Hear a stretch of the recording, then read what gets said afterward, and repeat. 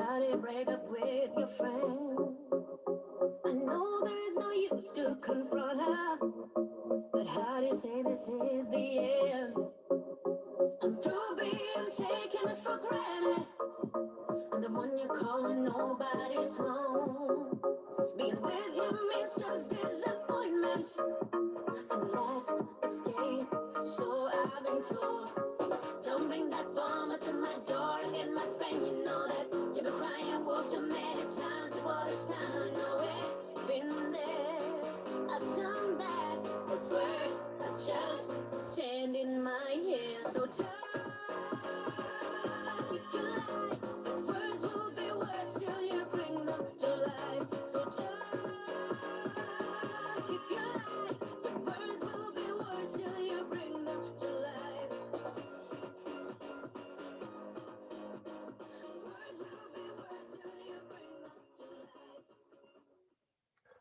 Welcome to the show. This is Let's Catch Up with Mike. That was Talk, Talk, Talk by St. Michael featuring Anya Gold.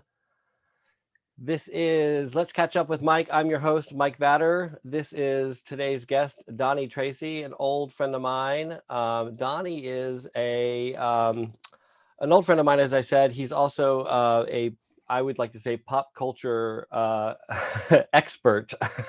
He is, I'll take that coming from you. I'll take that. yes. Well, Donnie is. I like to turn to Donnie for kind of all things sci-fi, comic books, movies. He and I have traded. I would say knowledge and trivia over the years of. Right.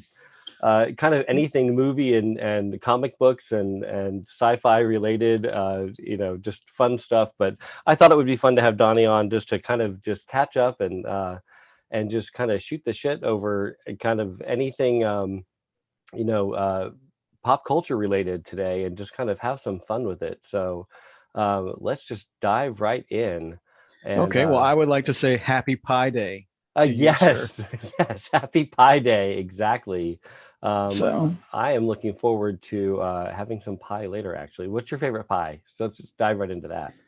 well, first of all, I'm not a big sweets guy. I never was a really What? big. I'm just not a big sweets guy. So when I find something that I kind of like really stick to it. Um, Growing up, here in town, in Jacksonville, the big thing was Village Inn. Oh, yeah. And you remember as a kid, we every Sunday my grandmother would come over for dinner. We would have to go to Village Inn to get a French silk pie. Oh, I love French silk pie. So that's pretty much my mainstay. And the thing was, I used to go all excited because if you brought back the pie tin, Mm-hmm. they gave you 50 cents or Oh, yeah. $1 off. So I was so excited as a kid. And I'm like, here's the pie tin. That's awesome. Because I always thought as a kid, it's like, I give you one and they fill it back up and I just take it home again, Oh, yeah. You didn't realize that you were actually just getting a discount on the next one. It felt like you were getting a freebie. Yeah. Right. And I was like, Yeah. oh, you're going to fill it up again? Okay, Yeah. let's go. Let's take it back. It's like getting the popcorn refilled at the movie theater. Right. Yeah. That's awesome. My favorite Village Inn pie was the peanut butter pie. But oh God, You I know love what? that. Yeah. I think, wow, it's been probably 6 months to a year, probably even longer. But my ex loved Village Inn, and every once in a while I would actually make the drive to St. Augustine Yeah. because that's the closest one. Yeah, there's And no I would Village take Inns left here anymore. I think there St. Augustine has one, and then there's a few around the country, but I think most of them are gone. Yep. Yeah. I Oh. would drive to St. Augustine and take her there, and she would get her pie. So Now I'm sad for Village Inn. My favorite pie to make, my dad's family. If anyone, we've got listeners or viewers, depending on how they download this, as far north as Canada and as all the way to California. So we don't have hundreds of listeners or viewers. We've got like, in the tens. So we are really stacking them up. But yeah, I know, tens. Well, then to all the people in the UK, and I don't know if Canada is, but Happy Mother's Day. It's Happy Mother's Day in the UK. It is. And I think Canada celebrates Mother's Day, or at least parts of Canada celebrates the UK Mother's Day. So yes, Happy Mother's Day to Mother's Day to our foreign our brethren. Yes, but yeah, it's I lost my train of thought there. But yeah, favorite pie. Pie, yes, Pie thank to you. make, yes. Favorite pie, yeah. My dad's family has a farm stand. It's the oldest farm stand in New England, and it's become over the years. It's gone from a farm stand to a full grocery store and kind of a small chain of grocery stores. The Wilson family farm, and they have an old recipe for apple crisp, which is not technically a pie, but I make it. My dad's handed down the recipe. His cousin, Lynn Wilson, has handed down the recipe in a family cookbook, and I make it in a pie pan. So it's not technically a pie, but I like to make that. And I sometimes will add cranberries, blueberries, or peaches to it. So that's my favorite. That's what I'm making today for Pie Day. So, well, hey, I'm sure once it's in front of you and you eat it, it's allowed, Yeah, hey, it's a pie, you know what? Exactly, and add some vanilla ice cream to it, and there you go. So, right. But my favorite traditional pie has got to be pumpkin pie. Yeah, I'll eat pumpkin pie for breakfast. So, but every one of these pearly whites is a sweet tooth. So, it doesn't matter. Well, I'll have to write that down as things to lure Mike into a van with. Pumpkin pie. Yeah, red wine, vodka, and any sweets, but pumpkin pie and peanut butter pie are the two pies you can count on for me. So, okay, since I introduced you the way I did, I'm going to dive right in with Zack Snyder's Justice League. It is coming out March 18th, right? Isn't it? Yeah, March 18th so it's right around the corner. Right. What do you expect? I know you are a comic book fan like I am. Do you expect it's going to be on HBO Max? What do you expect from Zack Snyder's I guess technically director's cut or original cut, or his vision of what Justice League is supposed to have been? I don't know. I mean that. I'm even wearing a Batman shirt, and you are. Yeah, of course I'm Team Marvel as well. I have my Marvel mug, so I anything superhero I love, but I don't know. I'm gonna like out myself here and say I still haven't watched the original one. What? And I haven't watched Aquaman. Ooh. But I did see Wonder Woman. And then, that god awful Wonder Woman 84. Oh my God. I know you hated that. I actually saw it in the theater. I wanted to give it a chance. And, Rotten Tomatoes was all on board. They were like, oh, it's the best. It's the best. What really even scares me even more about Wonder Woman 84 is that's the woman director who did that and wrote it. Yeah, Patty Jenkins. Is going to be in charge of more Star Wars projects. And let me tell you, I was just like, oh. I didn't want J.J. Abrams to be part of the Star Wars family, and look what I got us. Yeah. Anyway, I'm sorry. So we go back to. Well, hold on. Let me just say this. I will say this though: a bad Star Wars movie is still better than most sci-fi movies. Is it? Yeah. I say it is, because Star Wars in general is still better than a lot of the bad sci-fi movies that we've gotten over the years. I don't know. I love me some old sci-fi, 80s sci-fi. Because but a lot of them steal from Star Wars, though. I know, but if you go to early 80s, late 70s, most of them are actually stealing from Space 1990, not Space 9. Well, you can say Space 1999 or Lost in Space, or even 2001, even 2001 Space Odyssey. I think it was called Jupiter 5. Okay. It had oh my God, Farrah Fawcett. Yeah. And the guy who played Spartacus. Kirk Douglas.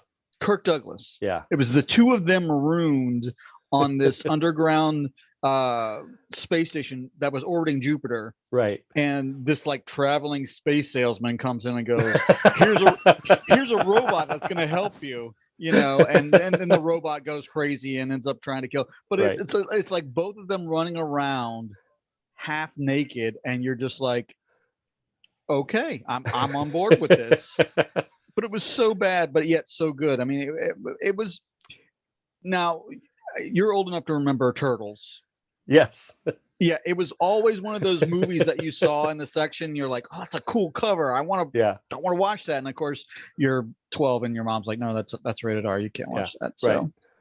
Well, okay, but I have to say, my my parents unwittingly let me watch Barbarella, but they didn't realize. I mean, okay, so politics aside, my parents liked Jane Fonda.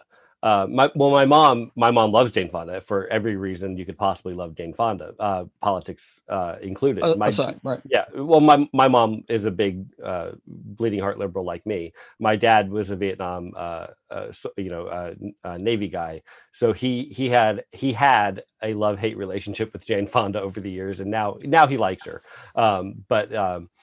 But for the sake of her acting, both my parents, have always been fans of Jane Fonda. But they didn't realize Barbarella was basically, at the time, space porn. Right. They didn't know that because it was a new movie and she was not a huge star yet for her acting. She was, just part of the Fonda, dynasty, and she was known for workout videos and not really kind of it wasn't her star vehicle yet, Right. And so they let me watch it, and they did not realize what it was. Had they known then I was gay, they probably wouldn't have cared. But they were like, right. yeah, it looks cool. It's got hawk people, and it's basically a female Buck Rogers movie. And then they went, oh no, this is okay. She's naked in the first 20 seconds. Right. But but anyway, so I've always enjoyed. To me, it's like bad sci-fi, bad superhero movies.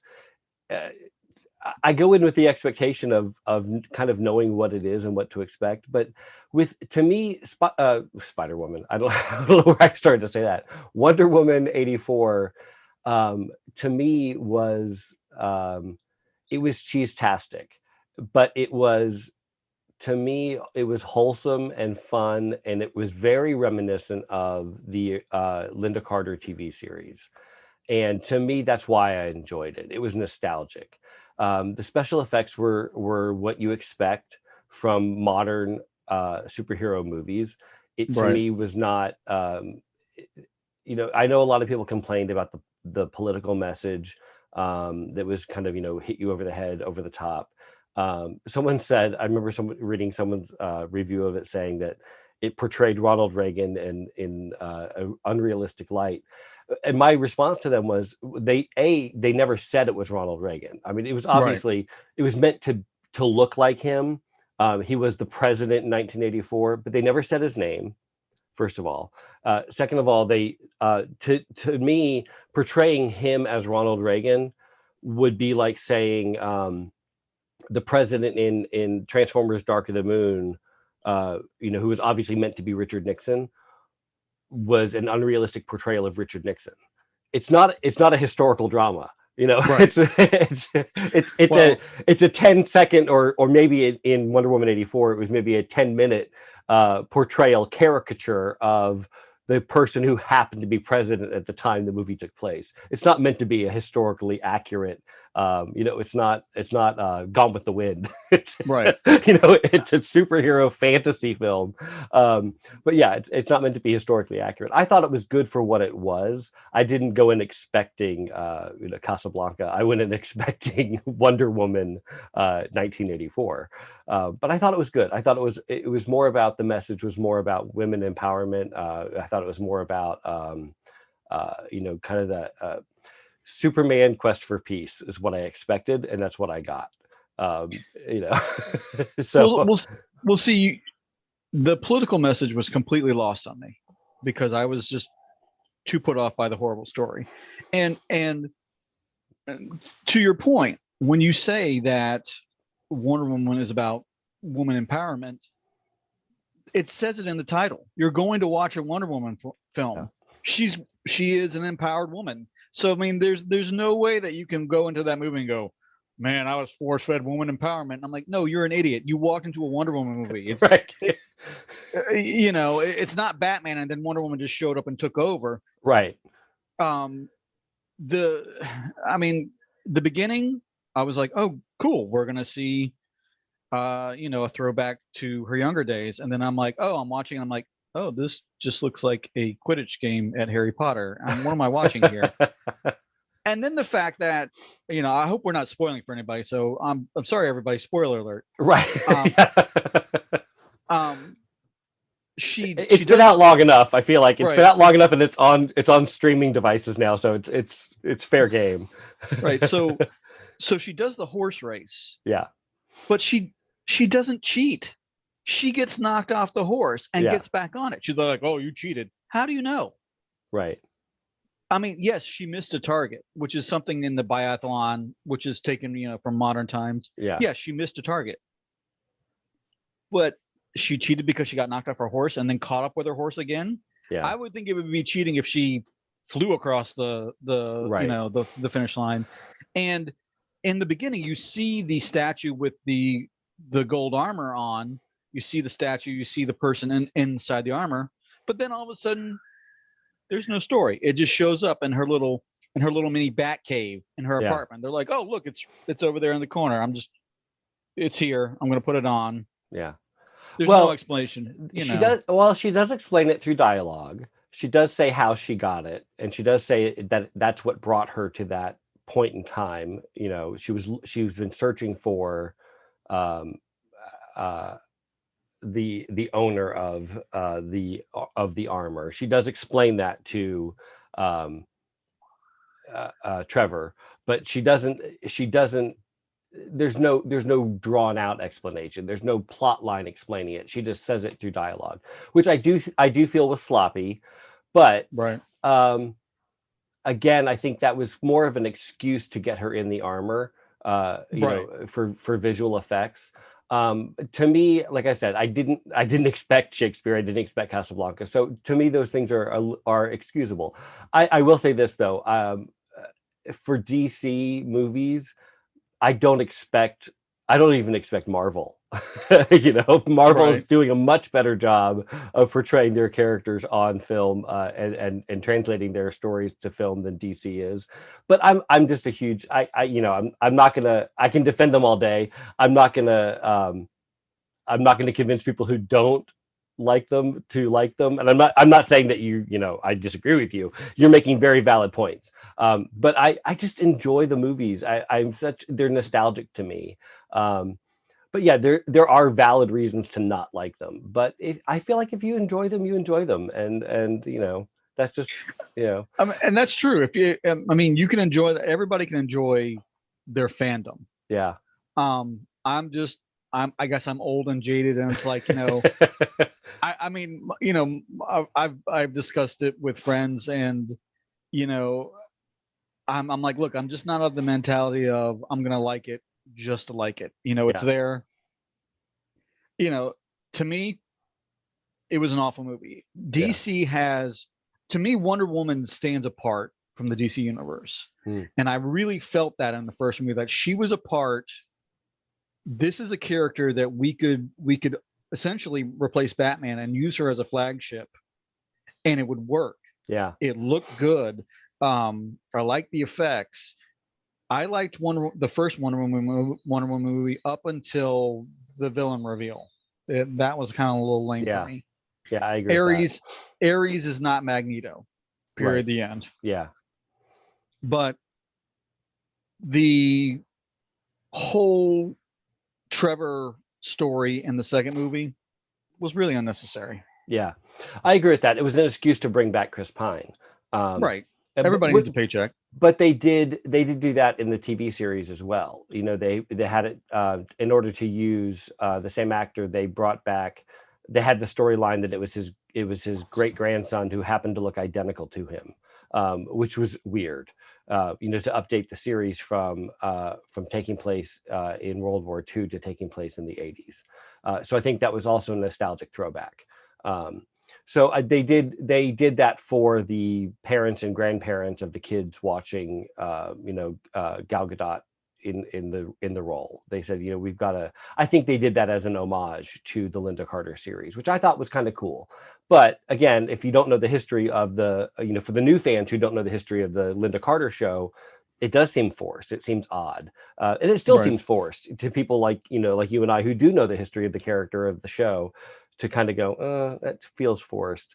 But I still thought it was fun. I liked the cameo at the end of Linda Carter. I liked the the stuff that was done as an homage. That was done for that fun. Sorry, I'm gonna adjust my mic. I'm getting a little bit of feedback. Hold on.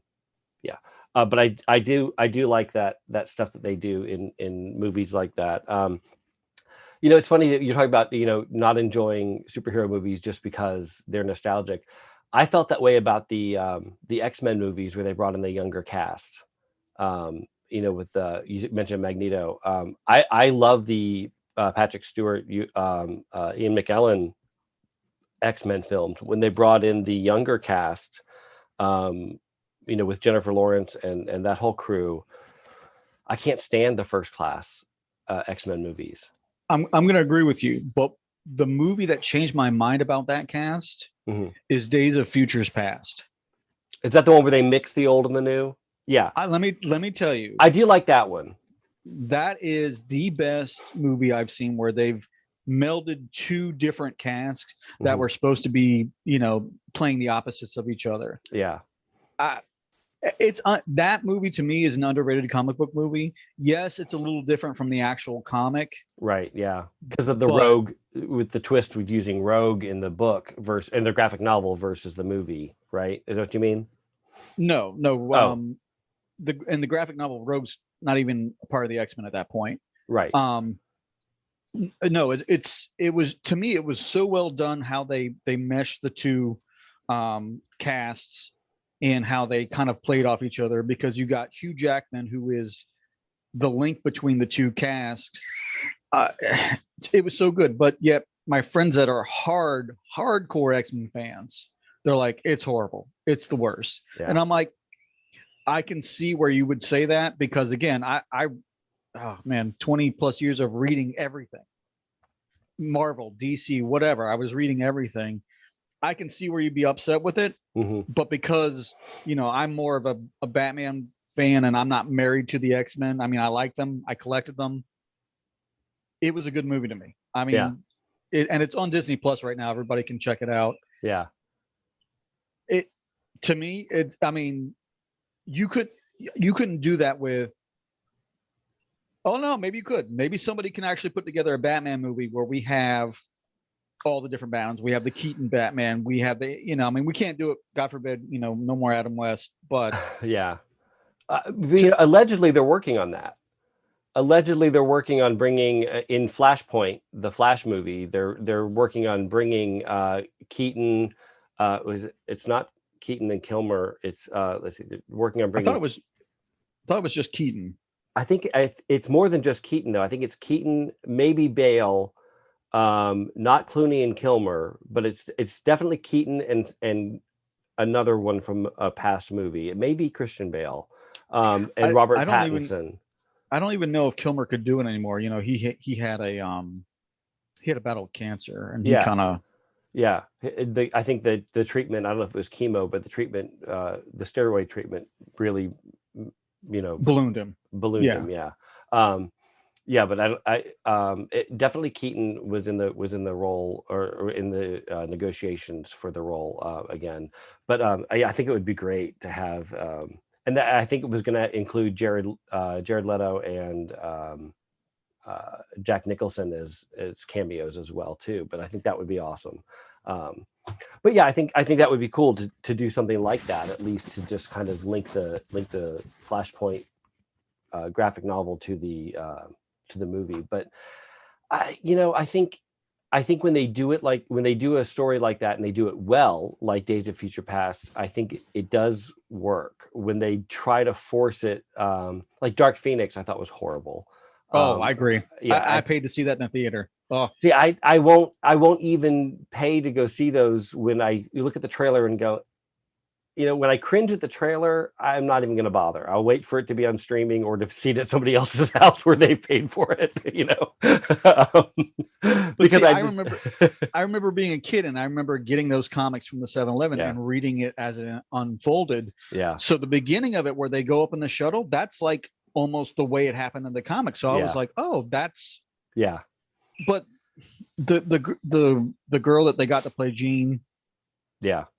I just wasn't feeling it. Now, the very first X-Men movie, when they announced the cast, it was almost what I had imagined reading X-Men as a kid, because I imagined Patrick Stewart after seeing him on the first episode, the first season or whatever of Next Generation, Star Trek Next Generation. I thought he would make a great Professor X, and I thought, of course, Angela Bassett as Storm, because she was the leading Black actress at the time. And Halle Berry wasn't, she'd done some comedy roles at the time and supporting roles, and I hadn't considered her.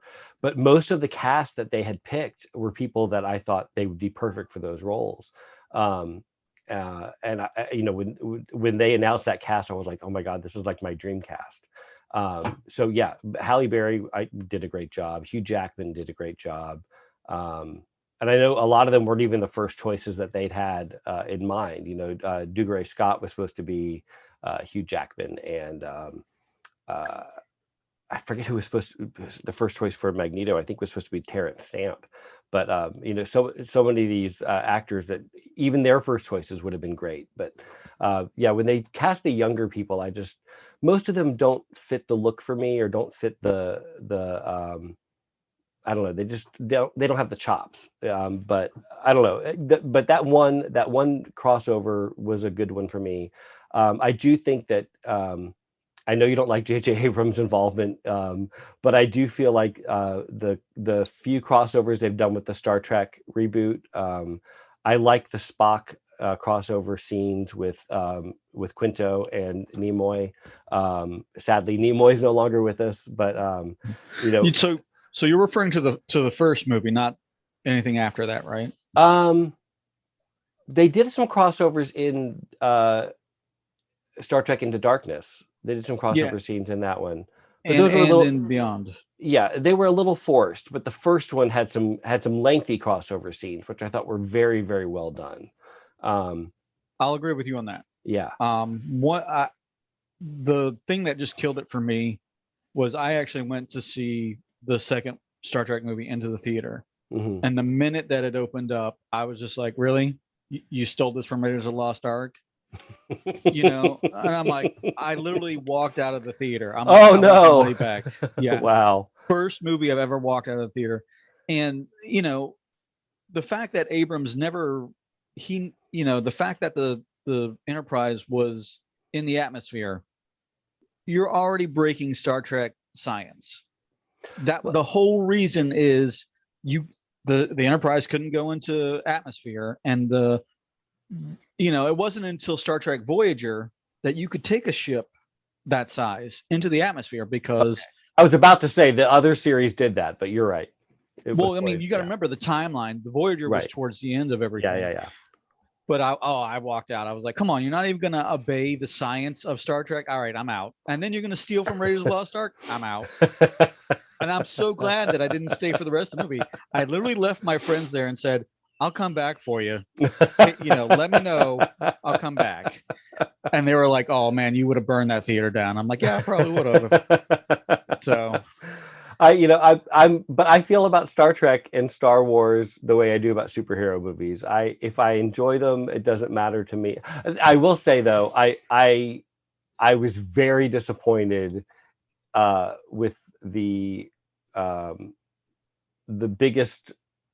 worst kept big secret of the reboot with Khan. Benedict Cumberbatch, I think, would have been a great actor to portray Khan had he looked and acted anything like Khan. Ricardo Montalban was the ultimate. Well, he was so over the top and so ridiculous and such a great villain as Khan. But he had an elegance about him. Yes. Well, but that's what he did in every role he ever played. I mean, Ricardo Montalban always played Ricardo Montalban. It's Right. like, Bill Murray always plays Bill Murray, and Right. Al Pacino always plays Al Pacino. No one can play them as well as they play themselves. So I think Benedict Cumberbatch has the acting ability to play that kind of role, but they have to give him the makeup and the look to do it, because he still looks like Benedict Cumberbatch. Right. And that's a very unique look. So had he somehow shape shifted, morphed something, it was a disguise, I don't care what it is, make him look like Khan when the reveal happens, then that would have been cool. But to have him just look like Benedict Cumberbatch when the reveal happened was like very disappointing. Yeah, he didn't um, even dye his hair. Right. Dye your Yeah. hair. Right. Something. Right. But yeah, I thought he was a good actor for the role, but they should have, when the reveal happened that he was suddenly Khan, have him look like Khan in some way. That would have been better for me.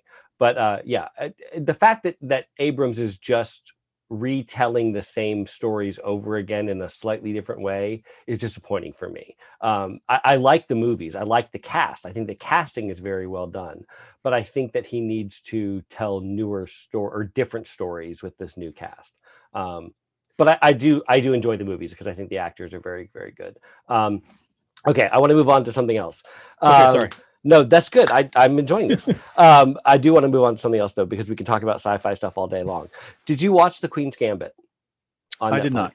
Oh, you didn't. I was hoping you had, because I thought it was just it won a bunch of Golden Globes. This was my first year being able to vote in the Golden Globes, Oh, which wow. yeah, it was very cool. I got That's to very impressive. Thank you. I got to do it through work. It's something I do for my full-time job, which I'm not allowed to talk about on this podcast as far as what I do for work. But I will say that my job afforded me the ability to be a voting member of the Hollywood Foreign Press this year, which is very cool. That Um, is why you are the Mike Batt. yes, I appreciate that. So yeah, I was very disappointed. The Hollywood Foreign Press only has 90 nominating members, and they're all white, which sucks.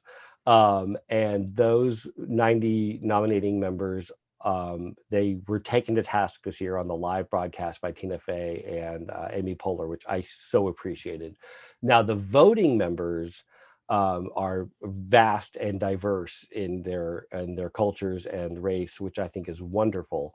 I love to hear stuff like Yeah, that. and So so the voters elevated the winners to the very few diverse nominees were elevated to the places of winning, but there weren't very many to elevate to the places of winning out of the ones that were nominated. Um, but the show, the mini series, limited series, they used to be called mini series. That shows my age. The limited series, The Queen's Gambit, is very queer friendly, and has a secondary character who is they don't say she's bisexual because of the time period that the show takes place in, but it's very obvious the character is bisexual. And she's African American. And there's another character that's a gay male character in the show, and they should have been nominated and they weren't, and that was two of the biggest snubs of the season. But Elton John is working on a stage musical version of The Queen's Gambit, which is, if you don't know, is about a chess prodigy. The show starts out with her at 6 or 7 years old. She's an orphan, and she becomes like the Bobby Fischer, the female Bobby Fischer of the chess world, and she goes to the highest levels of chess at the time period, and conquers the world of chess, and is just an amazing chess player. And she has they don't diagnose her with anything official, but she has like definitely has some OCD, definitely has some ADHD, and she visualizes on the ceiling while she's sleeping what a chessboard looks like, and moves the chess pieces in her mind, and then the next day goes to the chess match and plays the game exactly as she dreamt it. and knocks everyone out of the running. And it's very loosely based on a true story of a girl from Poland pre-World War II, who did this kind of chess playing in her mind and then conquered the chess world. But it's called, and it's called The Queen's Gambit, and it's so amazingly done. The acting is stupendous, and it won a bunch of Golden Globes. But Elton John's working on a stage musical version of it, which I'm super excited about. But yeah, so I wanted to talk about that, but you didn't see it, so I'm just going to mention that. No, it's okay. I mean, I should watch it because I love redheads. I mean, I'm a sucker for a red. I should watch it. Yes. And believe it or not, as a kid, when I went to summer camp, I played chess, and I learned to play chess from counselors who were actually foreign counselors. Like the camp I went to would bring over people from the UK, people from Australia, Croatia. They would come over and just for the summer would be there, and then they would go back after their visa was expired. But I learned how to play chess from foreigners. That is awesome. So, I mean, and I did see the snippet where the fact that I don't know, you probably know that sales of chessboards and chess pieces infinitely went up. Yes, because of it. Yeah, I mean, it's great to see that, even though in a society where everything's digital and kids don't know cursive and everything else like that, that somebody could put together a show that influences our society so much that they go backwards. They go and get a game that's that you have to be across from somebody. You can't just do it online or or whatever. The fact that it encouraged a old school game, people to go backwards, I like seeing that. I'm old school. I like seeing old stuff come back into style, and the fact that something modern can influence that, it's great. Yeah, I love that too. And I've actually never learned to play chess in my life, and people have tried to teach me. I just don't have that connection in my brain for it. It's the same part of my brain that won't allow me to do math. It's like I can't count to 21 unless I'm naked. So I don't have that I don't have that capability to learn complex games like Sudoku or chess. I try. My brain doesn't let me do it. I have too many things going on in here to learn something else that complex. But the show Ted Lasso, which also won a bunch of Golden Globes, the assistant coach on that show, it's a fish out of water story. It's not really about soccer, but it's an American football coach who goes to the UK to coach their version of soccer, and his assistant coach is a big chess player as well. So chess is really having its resurgence in the United States because of these two shows. And I love that, like you said, kids, elementary school age kids are watching these shows. High school kids are watching these shows and saying, I want to play a physical game of chess, not the digital version, not the online version. And like you said, chess boards are selling out faster than Monopoly or Risk or any of these other games that have been on the shelves for decades, which I think it's amazing. I think it's very cool. Travel chess, the magnetic version where you can play in the car, outsold any other board games at this past holiday season. And they attribute it to these two shows, especially The Queen's Gambit, which I think is just wonderful. So very excited that a stage musical would come out, especially Elton John, because he just wrapped up writing all the songs for the Devil Wears Prada stage musical, which is during a pandemic when live theater is, completely shut down for over a year now. When these stage musicals, hit Broadway and the West End and start touring again, I tell you, $400, $500 tickets are going to sell out like crazy because people are starving for live events. And then people like Elton John and Lin-Manuel Miranda, who are writing these musicals and saying, let's get people in the seats. They are going to be giving away tickets.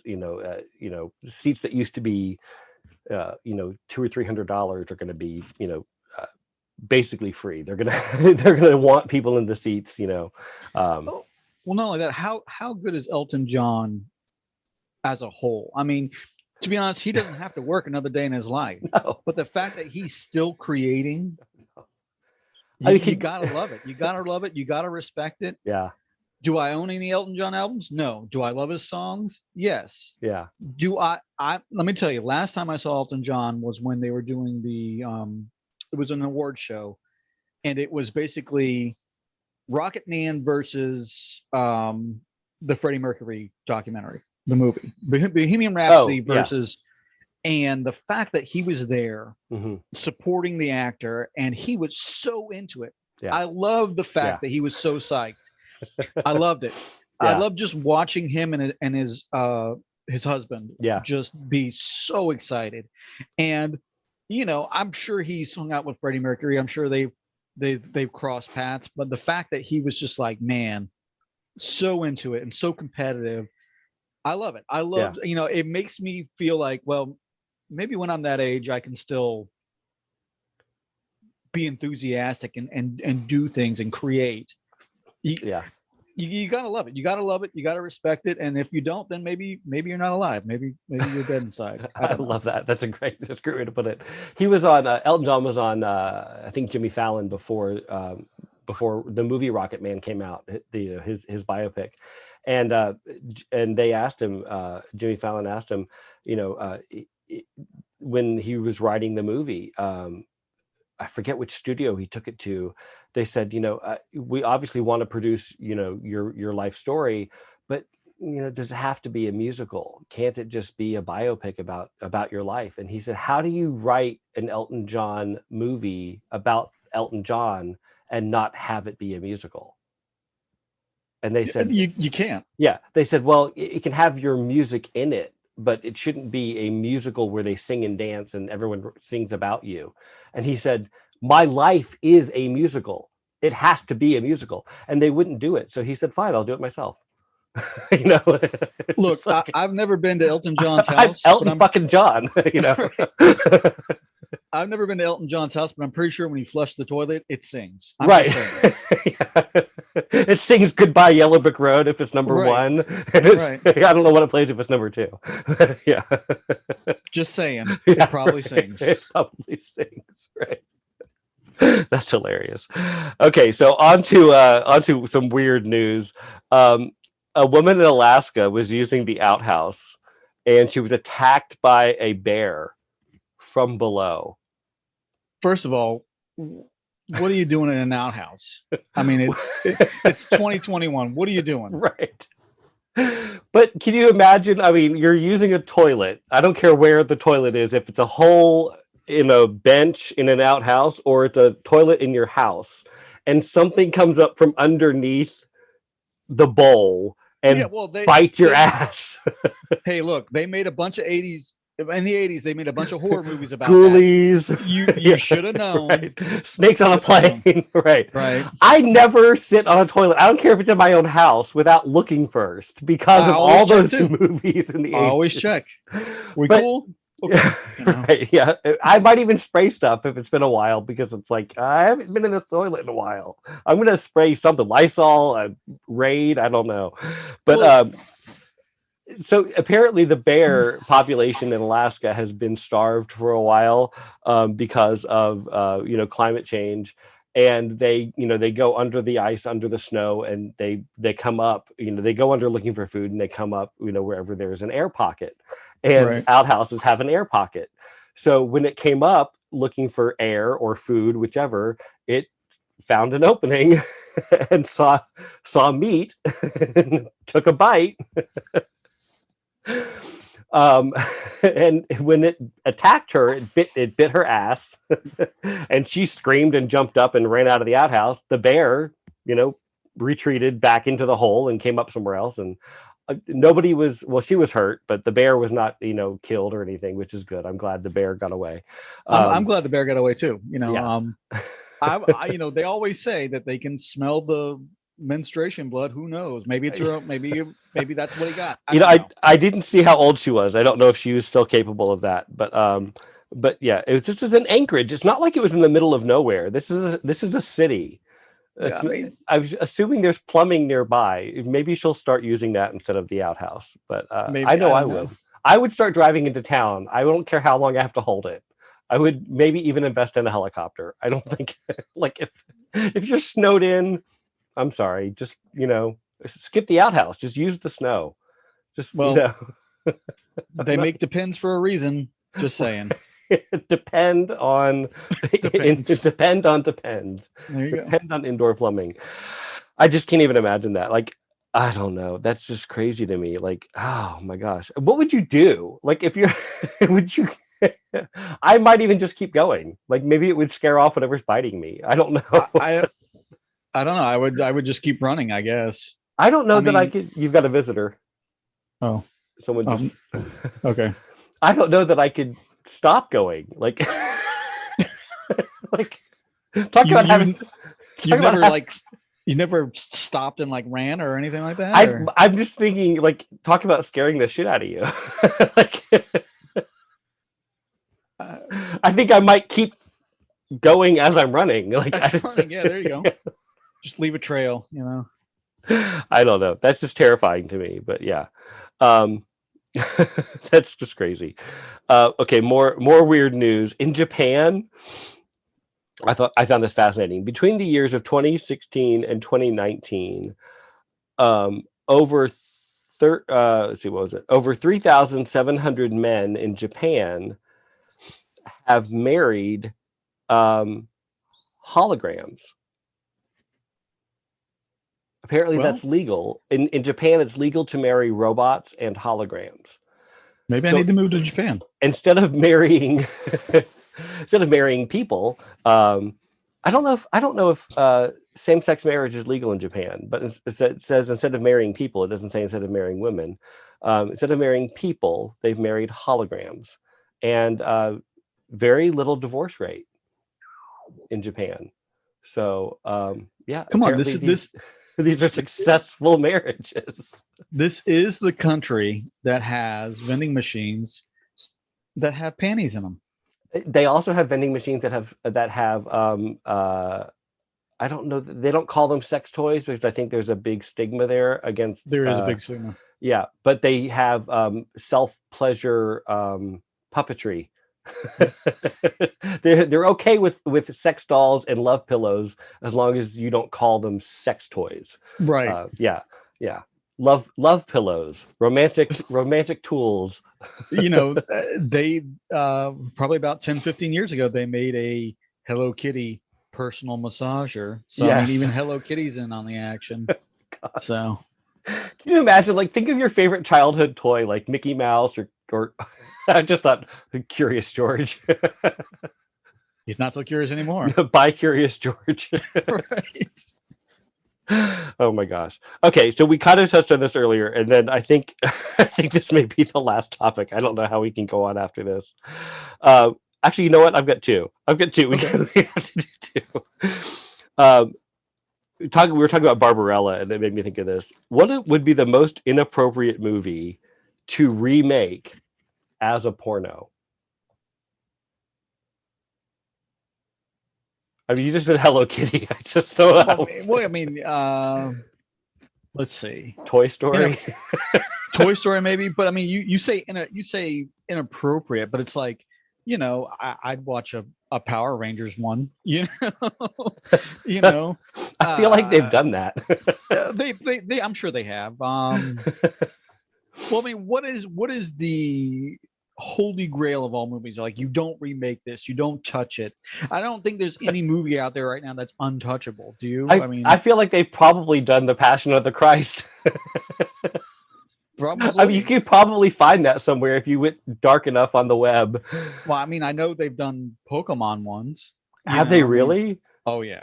I mean, I know they've done like Sailor Moon and stuff like that. The anime has all been done as porn at some point, or in some way, some version. In some way, yeah. But I don't know. Like, what's the most wholesome movie that you can think of? That doesn't have like live action animals. I mean, like Homeward Bound. I wasn't even going there. I was just thinking like wholesome. No, I mean that's absolutely right. That would be on topic. Right. I was just thinking like the most wholesome movie in general. Like, I wasn't thinking like Lassie or Benji. I was thinking like, now I am. But I was thinking, But I mean, how wholesome is Benji and Lassie? I mean, Homeward Bound. right? But it would be, Yeah. but Bound would be like, It'd be a different context. yes. See, now I can't. I'm picturing. Never mind. I'm just picturing like Timmy like on like a on one of those racks. What's that, Lassie? What's the safe word? You want to fall down a well?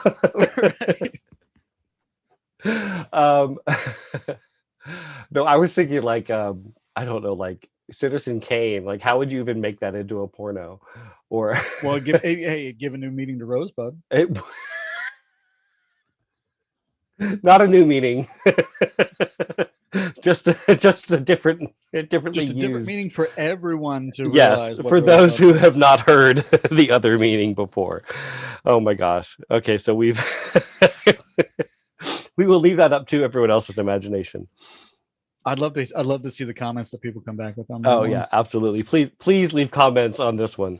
Okay, what is this is the last one.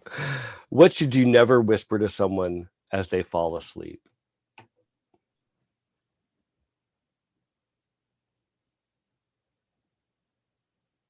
I left the gas on. I don't know.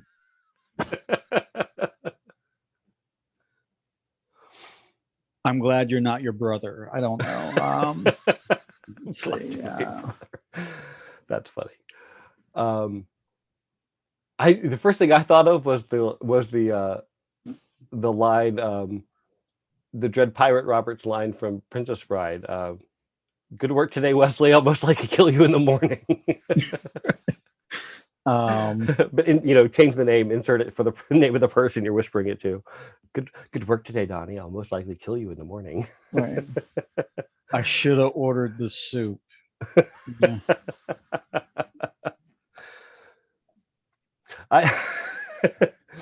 I will say this. I was dating someone, and he had a weird nickname, not nickname, screen name, and we'd been dating for like 3 years, and I could not remember his screen name, but I was gonna make a joke about it, and so in the throes of passion, my mind had formed this full question about his screen name, and but I was gonna call him his screen name as a joke in the throes of passion, Right. but I couldn't think of what it was because it was an odd phrasing for his screen name. And so in the throes of passion, I suddenly burst out, "What's your name?" After 3 years. And he was like, "Excuse me?" It was like, it totally killed the mood. Right. He was like, hi. Right. And Hi, that's when the needle came off the record. Yeah, he was like, "Hi, Mike." And I was like, "Oh, no, sorry." That's not, let me give you context. In my brain, this was an entire conversation. Right. Yeah. Well, I guess that's one thing you wouldn't want to hear whispered to you right before you go to bed. What was your name again? Yeah. What was your name again? Yeah. I'm sorry. Who are you? Right. Yeah. Oh my gosh, that's funny. Okay, and then real quick, Jeff and I, my husband Jeff and I were doing this this morning, and I just thought it was too funny not to share with you. The song "Celebrity Skin" by Hole, Courtney Love's band. Oh, I love it. Let me tell you. I love me some Hole. This is And that works on 2 levels. Yes, after the conversation we just had, that's perfect. If you take the lyrics to "Celebrity Skin" by Hole, it sounds like you could break it up, and it sounds like an inappropriate job interview. Let me explain. Okay, yeah, I'm gonna need you to expand on that. Okay, so think of it like I'm the interviewer, and I'm reading a resume back to, like, this way. You you are the person applying for the job, and I'm the interviewer reading your resume back to you. So I'm gonna hit the highlights of your resume. So glad you could make it. Look at my face. So your name is might have been, or your name is never was. Hold on, I gotta scroll because there's more. It's on my screen. It's too early for that kind of dress. So it says here that you have a degree in demonology.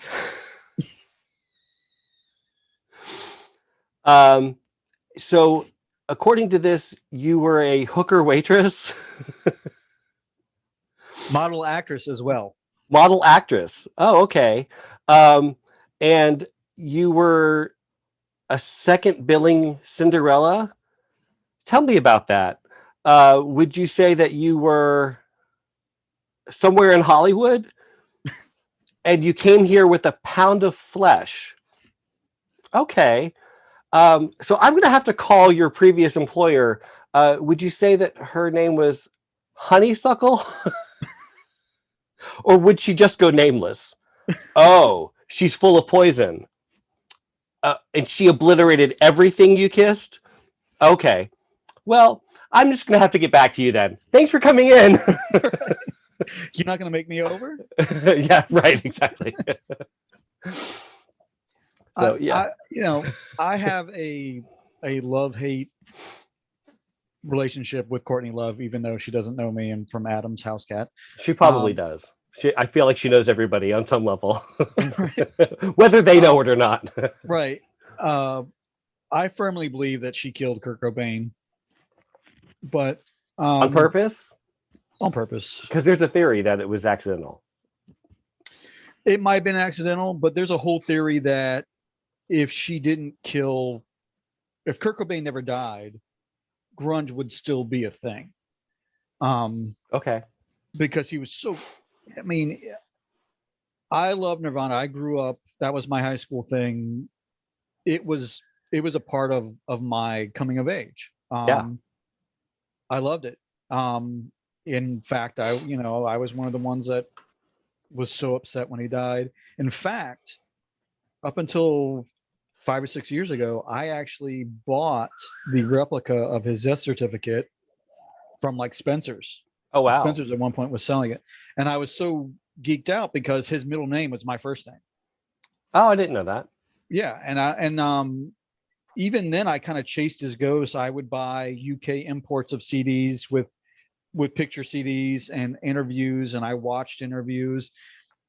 He was a troubled guy. And Yeah. it really saddened me on how troubled he was. He really didn't have friends. But as a creative genius, I loved his music. Yeah. Oh, yeah. I actually own Hole's first album, which is called Pretty on the Inside. Mhm. It's god awful. You can't listen to it. It's horrible. Right. But to see the influences in her second and third album, let me tell you, it depends on who you ask. It's either Live Through This or Live Through This, depending on what part of the country you're in. Right. But Live Through This, man, Doll Parts gets me every time. It gets me. That is a great one. It really is. Doll Parts, and I mean, Celebrity Skin to me is like the definitive Courtney Love song because it does sound biographical. Right. But it does. And on the liner notes, if you look at the liner notes on that CD, it's a total middle finger to LA County, the Water District, everything. Yeah. I mean, and you really don't hear much from her after that because that was during her whole People versus Larry Flint movie thing. And then you just pretty much don't see her anymore. To me, as a hetero guy, she's like the dirty girl that you want to like, but don't want to be seen with, but don't want to bring home to your parents, but she does naughty things. Right. So you kind of want to see what's on the other side. Yeah. I mean, her two albums, the two albums, her second and third album, and then with Nirvana and everything, that was what I grew up with. That was my, in fact, Live Through This came out when I was, Live Through This came out when I was 18, and I moved out of my parents' house the week after I turned 18, and that caused kind of a big to do with my parents and everything. They're like, "Oh, you're leaving? What'd you do?" I just felt I needed to leave. And man, I probably went through 2 of those CDs because I just played it so much, and it was just, it's something you do in your early 20s, late teens, and you attach yourself to it, and it goes with you through life. Yeah. Everyone has their taste in music, and it's funny. I'm old enough to go and hear all this music that's out now. I'm like, it's crap. It's crap. But yet, I'll listen to something that was made in 1995, and I'll put it on repeat. So To me, music is one of those things that, and this is going to sound cliche, but it's one of those things that, it's like a scent or a recipe. When it hits you, it's it transports you. It takes you back to the first time you connected with it. Maybe not the first time you heard it or the first time that you experienced it, but it's the first time that you connected with it. So, excuse me. So if it's like, uh, you may have heard the song 1,000 times, but if it's the first time that you connected with it was during a breakup, or when someone died, or during a pivotal moment in your life, like college or moving or buying your first, car or whatever, that song will always connect with you on that level. And it could be a song that you hated before, but now you can't listen to it without thinking of that pivotal moment, and now it means something more to you, or it means something different to you. So yeah, I absolutely feel that way. There are songs that I hated or loved the first time I heard them that now mean something different to me because of the pivotal moment when I connected with them. So I absolutely understand that. it's And it, it's like audio comfort food. yeah, absolutely. Yeah. Like I can't really stand the smell of, or I shouldn't say the smell. I can't stand the taste of apple pie. I love apple crisp, but I don't like apple pie. For some reason, whole baked apples, apple slices it's a texture thing. I don't like that. But apple crisp I love. I don't know why. But the smell of apple pie baking is nostalgic for me. I love that smell. It takes me back to, like, grandmothers and aunts and uncles and that whole, like, family being together in the kitchen thing. But the taste of apple pie it's a weird texture, sponginess I don't like. Um, there are songs like that for me. Some of them are like childhood songs where I'm like, oh, that's such a stupid song. I can't believe I ever liked it. But the memory associated with it is a great memory or a horrible memory. Um, but yeah, there are songs from high school, especially. That's always a pivotal time in our lives, that we have so many songs that we just kind of go, oh, bad memory or good memory, or both associated with one song. um, but yeah, I can totally get that with songs from the 90s especially. So what's your guilty pleasure? What's your guilty pleasure song that you don't really want to admit that you like, but when you're completely alone, you'll sing along with and jam out to? What's your guilty pleasure? I have so many songs that I will sing along and jam out to. um Gosh, let me think.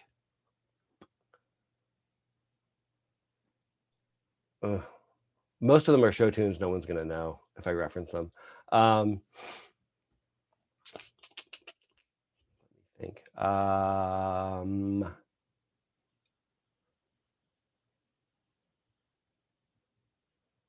Okay, so super cheesy, like, hate to admit, but love the song. Um, so "Let It Go" from Frozen is one that I am really drawn to because of um, a lot of reasons, but mainly my OCD.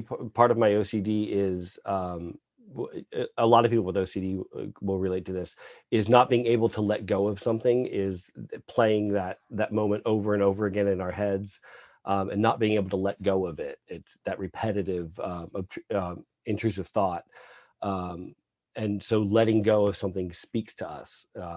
So I do like that "Let It Go" feeling, and I will sing that at the top of my lungs in the car by myself, um, especially when I'm having one of those moments.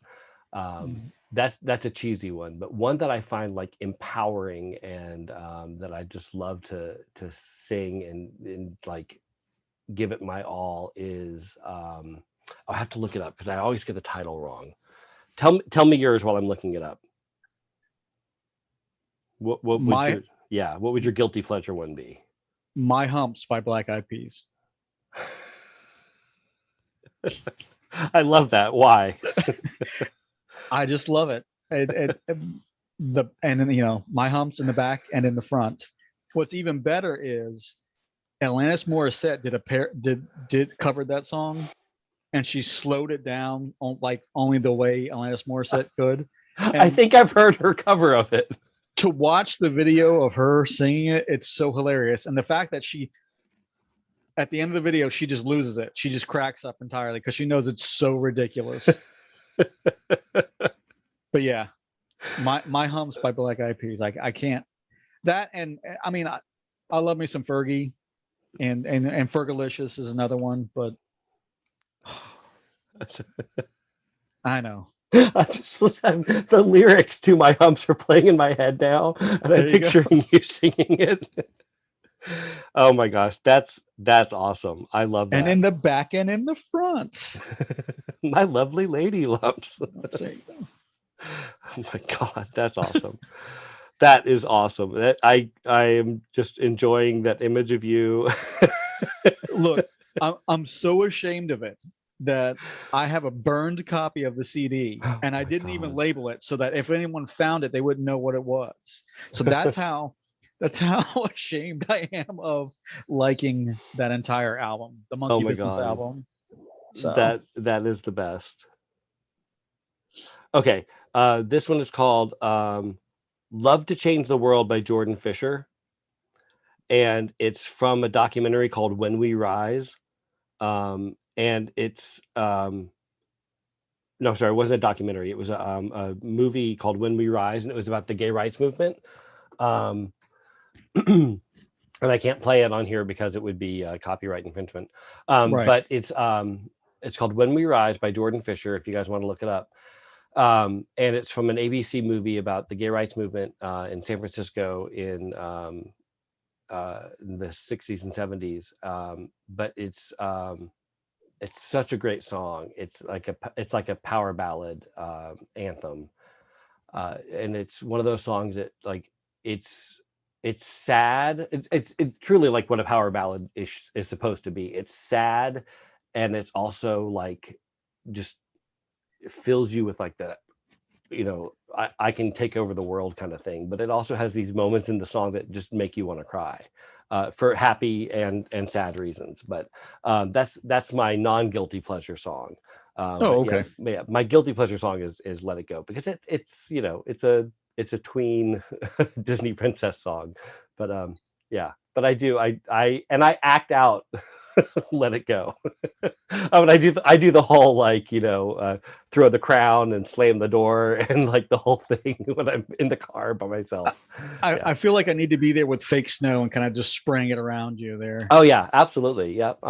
And I the frozen fractals, and I do the whole like let it go, let it go. I do the whole thing. It's awesome. Yeah, no, it has to be. You have to act it out, or it's not part of it. Or it doesn't. Yeah, it doesn't count. Doesn't count. Yeah. And the whole like the drag queen gestures and movements and like the whole. You have to do the whole thing. Yeah. I agree. I completely agree. Yeah, and Jeff sings it. If you follow me on social media, I know you do, but my other viewers, the hashtag Jeff says that I always throw up there every once in a while.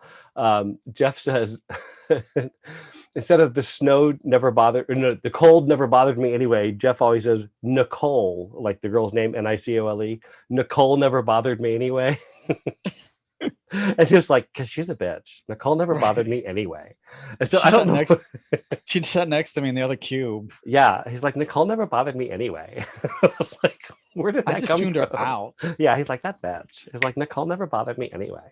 Right. Where did that come from? He's like, I don't know. It's just funny. I'm like, it is funny. So yeah, sometimes I'll sing it like that just for his pleasure. So The other thing that, speaking of singing along, that Jeff and I will do on road trips is he will, whatever song comes on the radio, Jeff will have me, we'll just like randomly pick a song or put the iPod on shuffle, and he will say, okay, I wonder how Cher would sing this. And I have to sing it like Cher. Or he'll say, I wonder how Carol Channing would sing this, or Ethel Merman, or Right. he'll pick a diva voice that he knows I can do an impression of, or Sean Connery, or somebody like he knows that I can do an impression of, and I have to sing it like that person. And sometimes I'll start laughing, and I can't do it for more than a couple of lines, but Right. sometimes I can do the whole song like them, and yeah, so that's fun too. But yeah, Now anyway. that's gold right there. You should be recording that. Yeah, I I don't know if I could. If I had a camera on me, I'd probably start laughing, or I'd fuck up the lyrics. But yeah, or he would start Well, laughing so hard he couldn't hold the camera straight.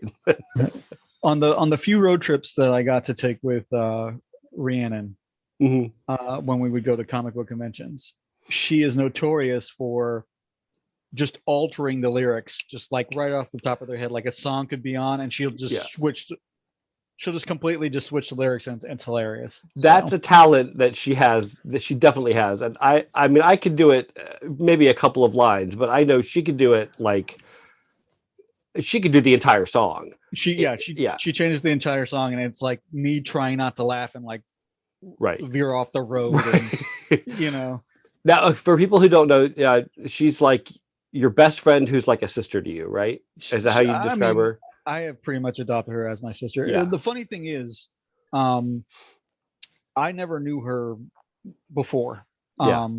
My brother, who's gay, met her when Jasmine first started here in Jacksonville, which, by the way, I still support to this very day. Yeah, Jasmine's a great organization. I donate food. I did the 5K a couple of years ago for them.